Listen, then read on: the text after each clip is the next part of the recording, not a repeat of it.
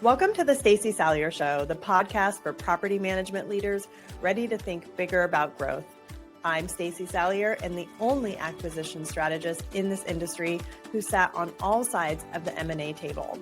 I've been the buyer, acquiring a 370-door competitor during COVID using seller financing.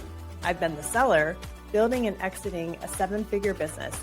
And I've been the corporate evaluator as director of acquisitions, assessing over hundreds of companies nationally. That means I know exactly what you're thinking, what you're missing, and what actually works when it comes to buying and integrating in this space.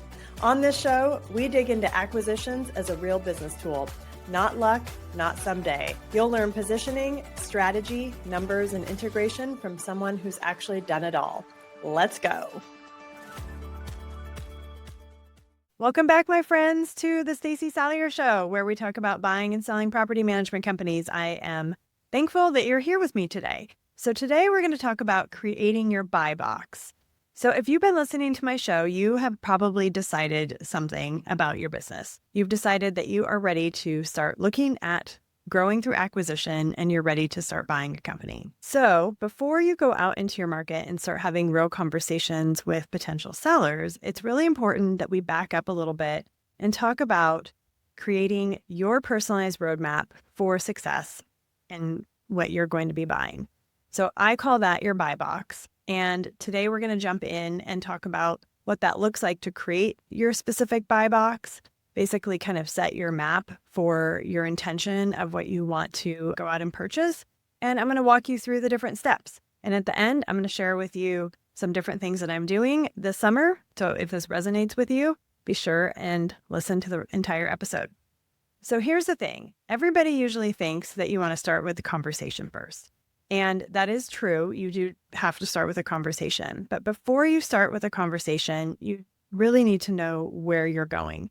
And what I mean by that is, what are you looking for? So what are you looking for? What size, what type of business, what area in your market, and all the things in between. And so today I'm going to share with you what you're going to need to know and what you should have as your guideline before you even pick up the phone or have a conversation at a Rotary Club, or wherever it is that you're chatting with people in your community about buying their business. So I'm going to start with a little story. As most of you know, if you listen to my show or follow me on social media, you know I have 3 kids. Well, they're older now, but my daughter, when she was younger, was obsessed with Dora the Explorer.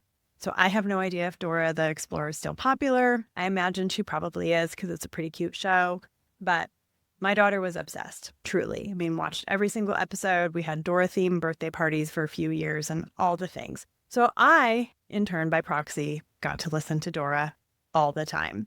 And if anybody listening has listened to Dora the Explorer, you know that she has one really important thing in her backpack. And it's part of every single episode, and it gets her exactly where she needs to go. And it's Dora's map, right? So Dora can't go on her exploring activities unless, of course, she has her map. So that's really what I attribute the buy box to, is you having your personalized roadmap of where you want to go. And that's what we're going to break down today.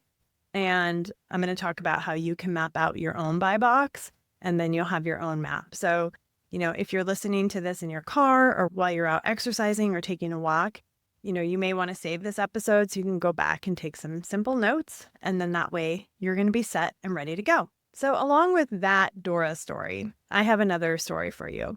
So I get phone calls or emails or text messages or DMs, whatever, right? Communication all the time from people saying, hey, if you know of a company in X market in X state for sale, just let me know. I want to be added to your list. And, I will always answer everybody, and I'll get back to them and I'll say, hey, thanks so much for contacting me. What I really do is I teach people how to build out their acquisition engine within their company. I'm not out bird dogging for you, but, let's kind of talk through that. Like, what exactly are you looking for? And so one day in particular, I had a phone conversation with a gentleman, and we were talking, and he said, well, I'm looking pretty much like the whole East Coast. I mean, he rattled off 6 to 8 different states. And I said, okay. So you're looking in like 6 to 8 different states. All right. So are you a broker in every single one of those states? And, the answer was no. I said, okay, well, can you get a contractor broker? That was a no. And, I kind of just went down through the list. I said, okay, well, what exactly are you looking for? So you've narrowed it down to, 6 or 8 different states out of the 50, but like, what size are you looking for? Are you a first-time PMC owner? So do you need a better, well-run property management company that has more systems and processes? Or are you trying to do like a roll-in? Or are you trying to do a merger? Like, what is it exactly you're looking for? And at the end of the conversation, I could tell that, he had really listened to what I said and really took to heart of, you're right. I actually don't really have my map or my buy box mapped out. And, that gave me a lot of food for thought. I went ahead and sent him the link for my download that I'm going to have in the show notes as well. So you can all download that so you can build out your own buy box with the handout that I have. But I think that really helped open his eyes to, he needs to know exactly what he's looking for, because you can't just throw out, I call it like kind of the shotgun approach, right? Like you just have all this, stuff going out into the world, and you're never going to get what you want unless you know exactly what you want to get. So let's talk more about that. We're going to dive into actually building out your buy box and what you need to do first. So before we walk through this, I want to reiterate a couple things. Your buy box is a living document, and you have permission to change it up and decide after a few conversations, maybe that you changed your mind or you want to change up something about it. So just remember, this is a living document for yourself and your business. I think one of the most important pieces, though, is you don't want to keep it too broad, right? Remember like that one phone call I had, just kind of throwing out there like 8 different states and, we want anything. That is a really hard thing to go after when you don't have all the specifics.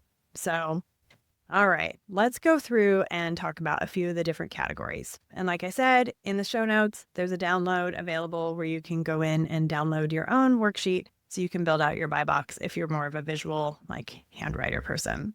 So first, you want to know your deal profile. What kind of company are you after? So I kind of alluded to that in the beginning. Like, let's say you are an investor and you already own 25 doors of your own, you're self-managing, and you decide, hey, I want to go out into my community and buy a property management company. I'm going to provide third-party property management business, and then I'm going to put my doors into that business. And now I have another vertical, like an asset in the same category, right, in real estate. So somebody like in that case, they may want a company that is a little bit better run, that already has systems and processes, is using some prop tech. And maybe, the owner or the seller is just kind of tired and doesn't want to keep running it. Maybe the seller has decided, I want to make a deal and maybe I'll stay on and do, biz dev for you, but I don't really like the operations. So let's strike a deal and do something like that. So there's a lot of different creative ways, but you really need to know what kind of deal profile you're looking for. I know I've shared quite a few times. I bought a boomer business. I'm a fan of those personally. But again, I have 22 years of experience in property management. So for me, it doesn't really become a huge undertaking to take a look at that particular type portfolio and say, okay, well, I can roll that in. I know exactly what to do. I've got the strategies, and that kind of thing. So you really need to know what kind of deal profile you're looking for and be strategic about it. So number 2, you really want to think about your ideal seller profile. So now this, of course, matters just as much as the company itself. Now, they kind of may intertwine and mesh a little, but it just really is important to really think about the true seller profile. Because again, if you have a lot of operations experience and maybe you've already done 1 or 2 like small acquisitions, it may not be a huge undertaking for you to buy a 400 door, kind of more paper run boomer business than, somebody who has 0 operations experience in property management. That may not be the best idea. May also be a challenge to get approved with an SBA loan as well. So those are kind of different things to keep in mind. and conversations to be having ahead of time so that you really can start mapping out what exactly works for you the best.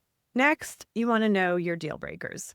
Now, these are just kind of non-negotiable things for yourself. There isn't really a right or wrong when you're looking at a company. And I always say there's someone for everyone in every single market. And it's just like a house. So, you might put a house on a market, 20 people go look at it.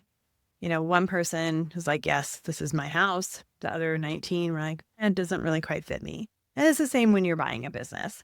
So not every deal is a good deal. But if you don't have it mapped out ahead of time and you don't really know what your deal breaker is, then it's really easy to kind of get excited and maybe get down the path and then either buy something that doesn't actually fit what you want for your criteria, or kind of get to the end and then decide last minute, no, this isn't going to work. So that's anything from, is the seller going to stay on for a length of time? What does the seller role look like just for transition? Do you need staff? Do you not need staff? Do you have the capability or the bandwidth to be able to go in and let some staff go and maybe have some of your staff take over? I mean, there's so many different things that you really have to think about for yourself as far as like what deal breakers are. And it's important that you write those down, document them. So again, when you're evaluating and you're having conversations, yeah, this is something I can continue the conversation. Or, I really appreciate the conversation, but this isn't just really, it's not the right fit for me. And then next is your stretch criteria. So what are some extra things that would be amazing to have? So you're going to have your non-negotiables for sure. And then the next list is going to be, what would be the really great to have, right? So again, it's important that you're really looking at what your goals are and, what you currently have. So if you currently own a property management company and you have 500 doors under management, it may not be a big deal for you to bring in 150 at one time. Now, if you're managing 150 and you want to bring in, 500, that may be a really big deal to bring in. So just kind of thinking, what's your bandwidth? What's your team's bandwidth? What kind of different incentives might you need to give your current team, whatever the case may be. So just kind of really thinking like, what's your stretch criteria beyond the actual deal breakers?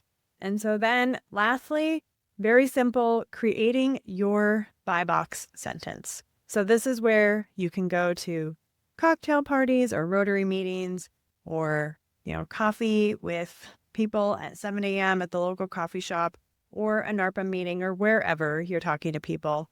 And it's simple as this. You're going to create this sentence for yourself, and this is your buy box sentence. And it should start with, I am buying, and then you want to insert the door count and the property type, and then say portfolios in. Then you want to insert the geography, and then say with at least this particular criteria, and finish it out with that. So when you can say that sentence out loud without hesitating, then you have your map. So again, that sentence is, I am buying the door count, property type, portfolios in, the geography with at least this particular criteria, period. And that's it. Super simple. And I recommend too that you post that wherever it is that you are sitting, or if you have a stand desk or whatever it is, so that you always are looking at that too. So it's just a good reminder for yourself, and then just practice saying it, because you do want to let people know that you're buying businesses. That's another piece of it, going out to your community and let people know. All right. So I hope today this was helpful. As I said, in the show notes, there's a link to the resource that I have. You can go ahead and download that. It's a great worksheet, so you can work that out through yourself. And if this resonated with you, I'm doing something very special on Thursday, July 16th, an all-day event in person in Portland, Oregon. And Ben Serverin with Black Sheep Billable and I are co-hosting this event. We are very excited. And so Ben and I are splitting the topics. We're talking about acquisition, and then we're talking about processes, because they really go hand in hand, as you can probably see when you start mapping out your own buy box, why it's important to think about both. So we wanted to get together. It's an all-day event from 9 to 5, and then we're going to have dinner at McMiniman's afterwards. So the ticket price actually includes all of that. It includes the whole day event, It includes any of the resources you walk away with. And we're making this an actual working day event. So when you come, you bring your laptop and you actually get to work side by side with me. You get to work side by side with Ben. And so when you leave, you're walking out the door with one live working process that you've built out with Ben, and you're working on a complete buy box side by side with me. So when you walk out, you're now fully equipped to go into your market and you know exactly what your map is. So it kind of goes back to like Dora the Explorer. You're going to walk in, we're going to build out your map, and then you're going to walk out and you're going to have that map for as long as it takes to go out and acquire in your market. So like I said, that's Thursday, July 16th in Portland, Oregon. It's an all-day event, 9 to 5, plus dinner afterwards. And it includes breakfast and lunch and all the tools. And it's also sponsored by our friends at Column Bank and Live Oak Bank. So if you have been curious about online trust account banking, Column is going to be there, and they have a good 45-minute session to talk all about what that looks like and how their product has a lot of AI, and they do some really cool things, actually. That alone, like what they're teaching, is a great resource. And then Live Oak Bank is going to be there. So all the questions that you would have about SBA loans and financing, what are they going to be looking at when you bring a deal to them, like what's in their particular buy box and all that. And so each of those particular sponsors are also going to have work time that you're going to get to work with them side by side and learn something new as well. So it's going to be a fantastic event. I would love to see you. I love working with people in person, and I know Ben does as well. So seats are limited for this particular event, and the tickets are $197 per person. We do recommend either bring, maybe one of your operations people or biz dev people or both, really. It's going to be a great day of learning and working, and we really look forward to working with everyone. So this week is simple. I really recommend that you go back and listen to this podcast, take some notes, download the handout that I gave you, and just start working on your buy box and go through that. And like I said, if this particular episode resonated with you and you know you're definitely ready and you want to work with me in person, July 16th in Portland, Oregon is your chance. So thanks for listening today, my friends, and I will see you next time. Have a great day. Thanks for listening to the Stacey Salyer Show. Here's the deal. You can read about acquisitions anywhere, but you can't learn acquisitions from someone who's done it the way I have. As a buyer, a seller, and from the corporate side, evaluating hundreds of companies. That's why I need you to subscribe and share this with someone in your network who needs to hear it. And if this episode landed, leave a 5-star review. It's how more PM owners find the only acquisition expertise in the space that comes from all sides of the table. And while you're at it, grab my acquisition readiness checklist on my website at staceysalyer.com. Then, when you're ready to move from growth thinking to growth building, explore the Built to Acquire program. Don't leave it on the table. See you on the next episode.